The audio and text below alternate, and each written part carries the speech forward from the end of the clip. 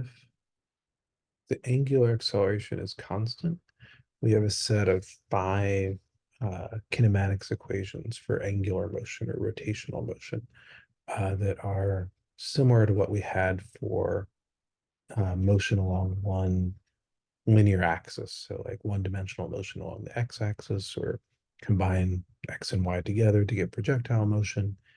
Um, for a given axis of rotation, we can have angular variables. And again, these are relationships that are going to be correct if the angular acceleration is constant. The angular acceleration is varying with time, then you're going to have to do intervals of motion. So omega is d theta dt, and alpha is d omega dt.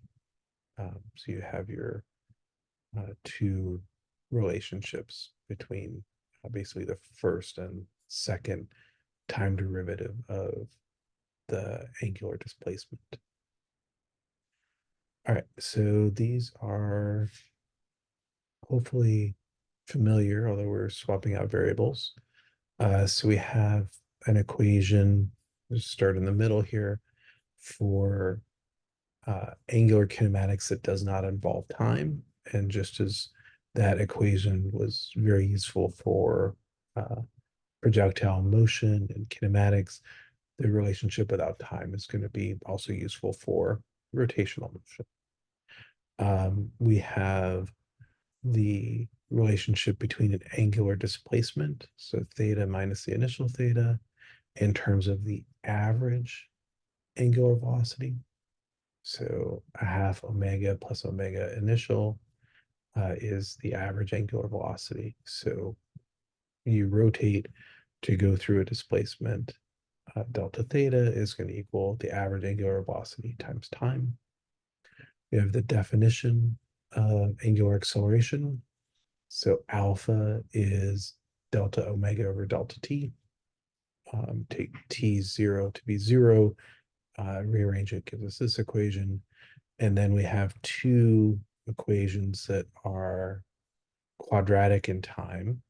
I could either have an angular displacement is the initial angular velocity times time plus a half alpha t squared, or if I pin things to the final angular velocity omega, you could write angular displacement is the final velocity times time minus a half alpha t squared.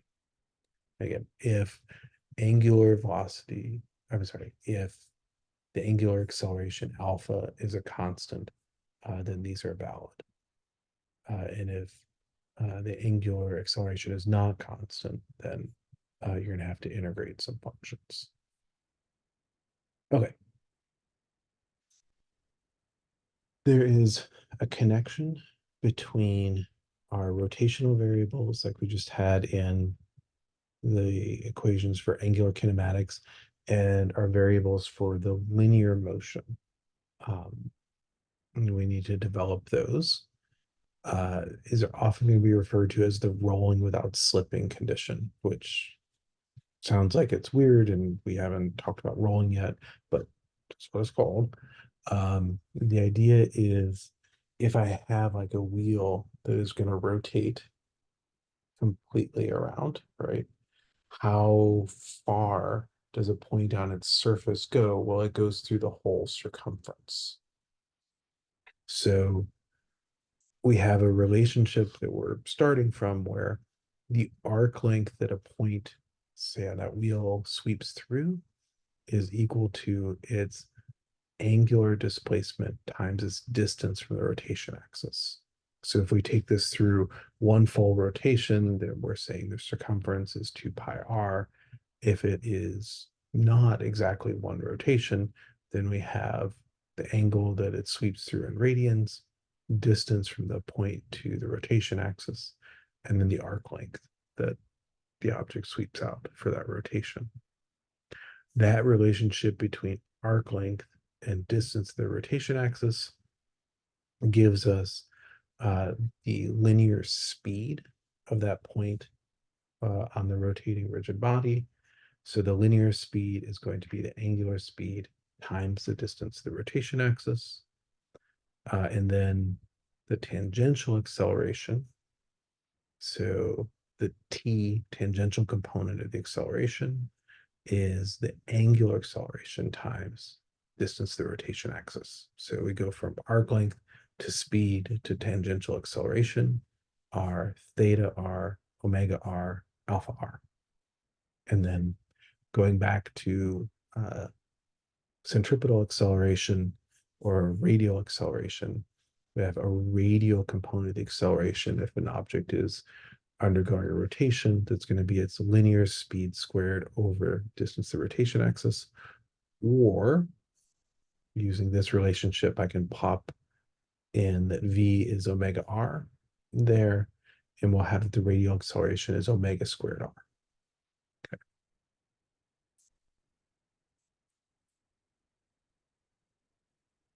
Let's try an example using rotational kinematics or angular kinematics formula. So the original Ferris wheel has a radius of 38 meters, completed a full revolution, so it went through 2 pi radians every 2 minutes when operating at its maximum speed. If the wheel were uniformly slowed from its maximum speed to a stop in 35 seconds, what would be the magnitude of the instantaneous tangential speed at the outer rim of the wheel 15 seconds after it began its deceleration?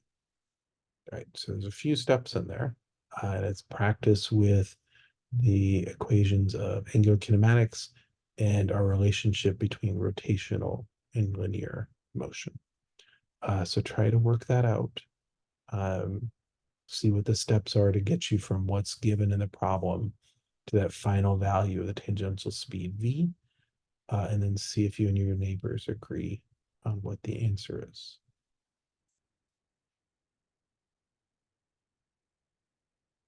All right, so it's a little over 1 meter per second, and we can get there in stages. So in this first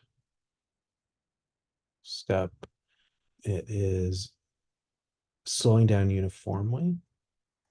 So we'll have a delta omega over a delta t.